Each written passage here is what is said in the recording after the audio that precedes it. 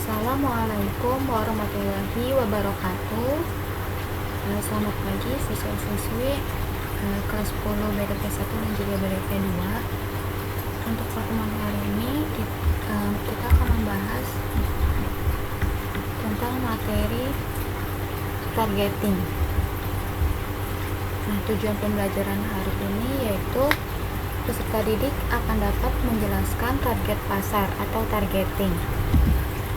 Target pasar atau targeting.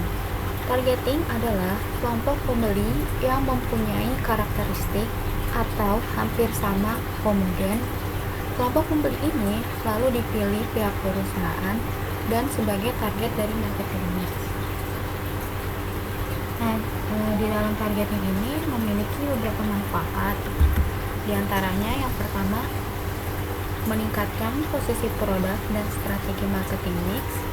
Dan yang kedua, mempermudah penyesuaian produk dalam pasaran dan memudahkan strategi bauran pemasaran yang dilaksanakan. 3. Memahami luasnya peluang pasar sebagai tempat pemasaran produk baru. 4. Membuat sumber daya perusahaan menjadi efisien dan efektif. 5. Mengantisipasi adanya persaingan dalam bisnis dan usaha. Selanjutnya itu ada evaluasi segmen pasar.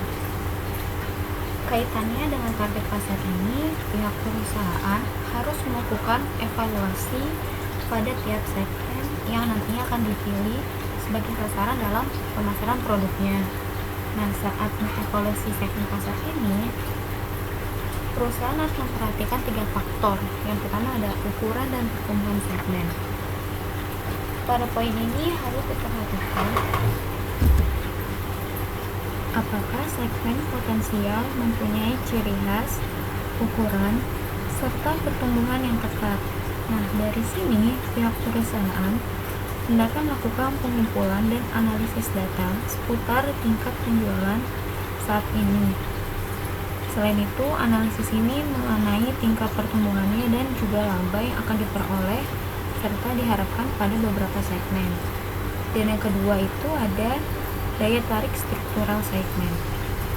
Pada poin ini, perusahaan melakukan penelitian terhadap beberapa faktor struktural utama yang dalam jangka waktu panjang telah mempengaruhi daya tarik segmen. Misalkan, suatu produk menjadi segmen tidak menarik apabila telah ada pesaing produk yang lebih bagus, kuat, dan juga agresif. Selanjutnya, perlu dipahami bahwa ada 5 kekuatan yang menentukan daya tarik laba jangka panjang. Di antaranya karena ancaman berikut. Yang pertama itu ada persaingan segmen, 2 ada pesaing baru, 3 munculnya produk substitusi, 4 peningkatan kekuatan tawar-menawar, dan yang terakhir ada kekuatan tawar-menawar produk.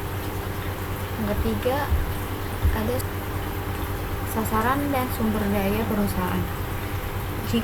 Jika segmen ini sudah sangat cocok dengan sasaran perusahaan, tahap berikutnya yaitu memastikan apakah perusahaan mempunyai tenaga keterampilan dan sejumlah dan sumber daya yang diperlukan agar bisa sukses pada segmen tersebut.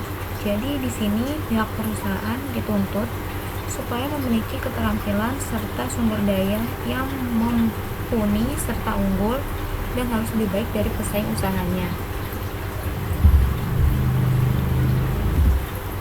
Selanjutnya ada strategi memilih cakupan pasar. Yang pertama itu ada sumber daya perusahaan, yang kedua ada keberagaman produk, 3 ada daur hidup produk, 4 variabilitas pasar, dan 5 strategi pemasaran pesaing. Nah, selain itu targeting ini kita juga harus menentukan target market ya. Ada 7 cara untuk menentukan target market. Yang pertama itu ada single segment concentration. Di sini itu pihak perusahaan hanya bisa memilih satu segmen atau satu kelompok saja. Nah, yang kedua ada multi segment marketing. Di sini tuh pihak perusahaan dapat memilih 2 atau lebih segmen pasar. Yang ketiga ada selective specialization. Di sini perusahaan harus menyeleksi secara selektif pada beberapa segmen. Yang keempat, product specialization. Perusahaan harus berkonsentrasi dalam pembuatan produk khusus atau tertentu. Yang kelima ada market specialization.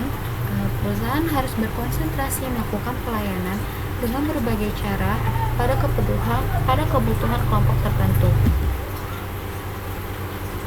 Selanjutnya ada full market coverage. Di sini pihak perusahaan harus berkonsentrasi melayani semua kelompok dengan produk yang dibutuhkan. Dan yang terakhir ada market coverage strategi. Di sini pihak perusahaan memakai sistem membership serta produk tidak dijual bebas. Membership ini artinya kayak semacam kartu keanggotaan. Selanjutnya ada kriteria targeting. Kriteria targeting ini harus dipenuhi oleh perusahaan. Ada 3, yaitu 1. Bisa memastikan bahwa segmen pasar yang dijadikan sasaran harus cukup besar dan menguntungkan bagi pihak perusahaan. Dan yang kedua, hendaknya didasarkan pada keunggulan kompetitif dari perusahaan. Yang ketiga, didasarkan menurut situasinya. Nah, di sini ada kriteria untuk mencapai target optimal. Ada 4 cara untuk mencapai target optimal. Yang pertama itu ada responsif. Di sini kondisi pasar yang telah dipilih dan dijadikan target harus responsif pada produk yang akan diluncurkan.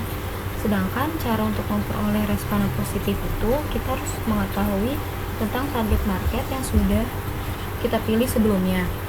Dan yang kedua, ada potensi penjualan. Nah, potensi penjualan ini cara menghitungnya bukan hanya atas dasar jumlah populasi saja, tapi juga ditentukan oleh daya beli serta kemauan atau keinginan konsumen dalam suatu kelompok pasar. Pada dasarnya, kualitas dan kelayakan produk bisa meningkatkan kepuasan dari para konsumen. Dengan cara melakukan analisa awal yang cukup matang, tentunya bisa memperoleh target yang cukup baik dan juga memuaskan. Dan yang ketiga ada jangkauan media. Nah, jangkauan media ini pada faktanya adanya media berpromosi sangat berpengaruh besar pada hasil maksimal pemasaran suatu produk. Supaya mencapai target market, kita harus memakai perencanaan media iklan yang tepat. Dan yang terakhir ada sensitivitas terhadap pasar. Sekian materi untuk pertemuan hari ini. Jika ada yang belum mengerti atau kurang dipahami bisa ditanyakan di Google Classroom atau di grup Telegram. Kurang lebihnya mohon maaf. Wassalamualaikum warahmatullahi wabarakatuh.